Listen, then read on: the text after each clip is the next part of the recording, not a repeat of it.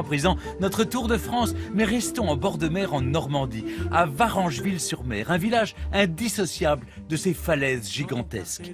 Frédéric est né à Varanges, comme on dit. Dans les rues de son village, elle se déplace à bicyclette. Elle profite ainsi de la quiétude de Varengeville, labyrinthe de routes étroites qui se perdent dans la campagne. Ici, les maisons sont dispersées dans la nature. Il n'y a pas de véritable bourg, mais des petits coins intimes où on a toutes les chances de saluer des têtes familières. On était tous amoureux d'elle, on se sentait pousser les ailes. Bonjour les amis. À bicyclette. Mais le lieu emblématique de Varengeville-sur-Mer se trouve encore un peu plus loin côté mer, le cimetière marin. Il attire des visiteurs du monde entier, parfois accueillis par Alison. Ah, Alison. Ça va? Une Anglaise tombée amoureuse du village.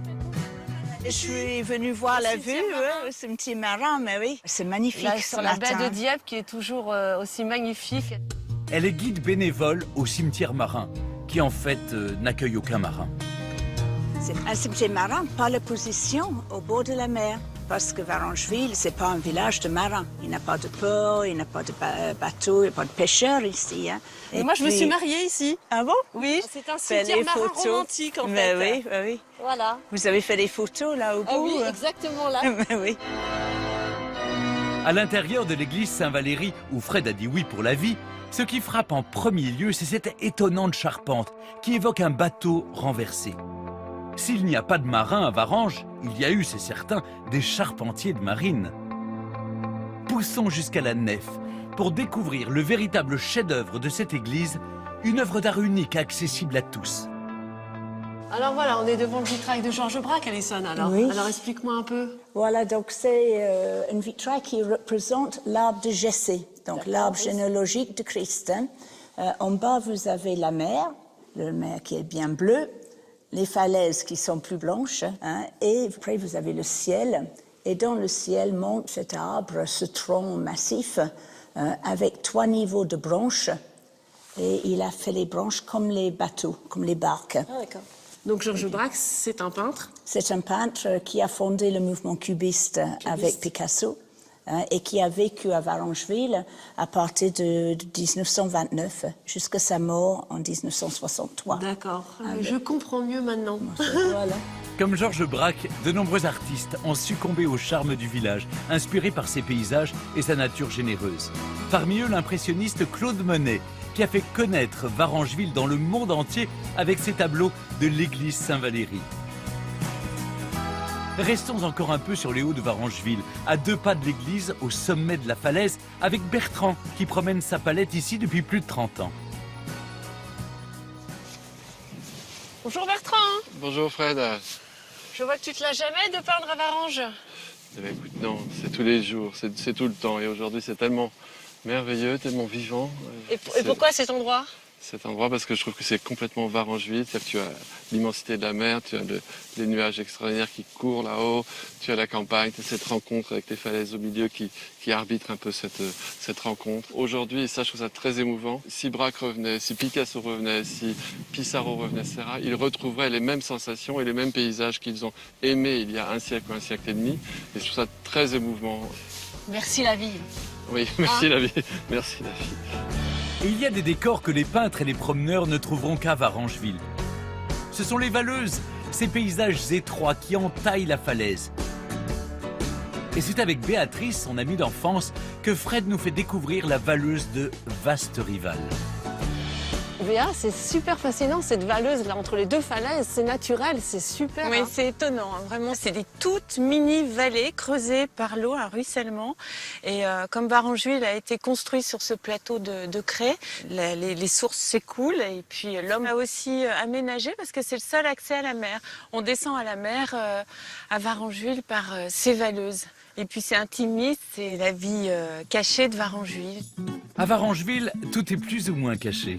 Allez, on crapahute là.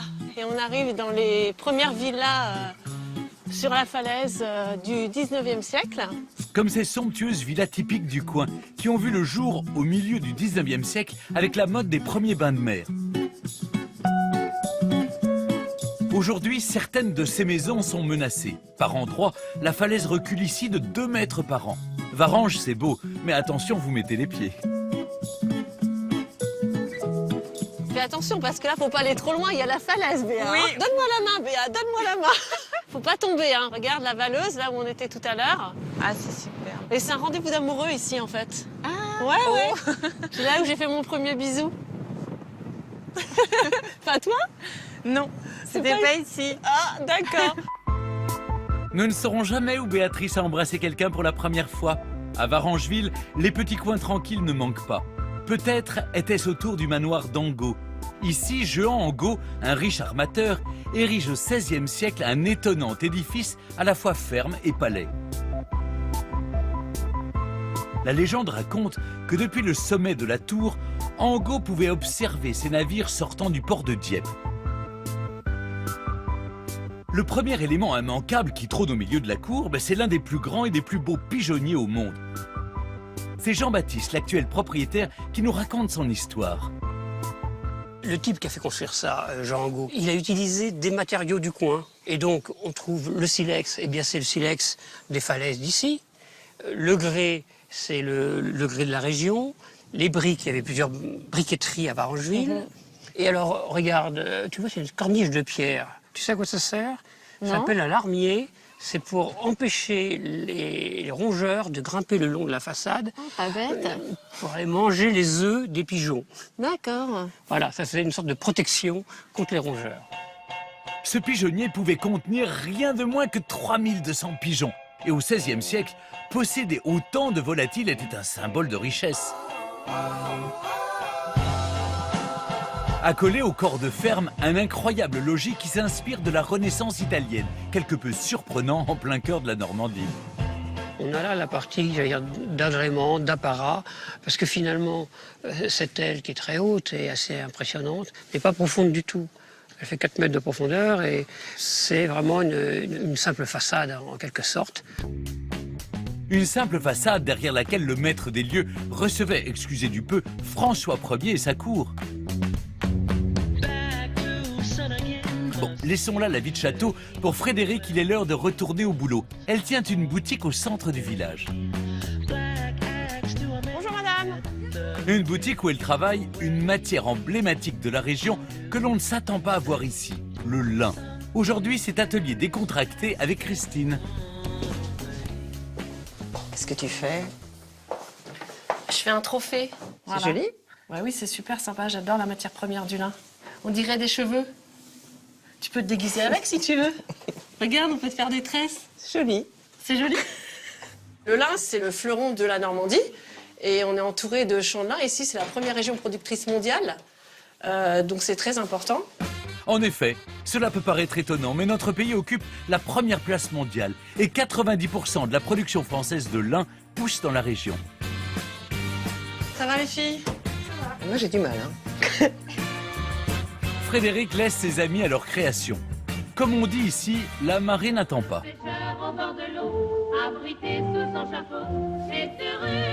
Ah, super. Ah, c'est une crevette, ça, plutôt, non? Non. Ah, elle est perdue. Pour les souliers rochers. D'accord. Ah là, mon premier bouquet. Bon, maintenant, quand je vais les manger, les bouquets, je vais les apprécier parce que maintenant, comme je sais comment on les pêche et que c'est tellement dur à pêcher.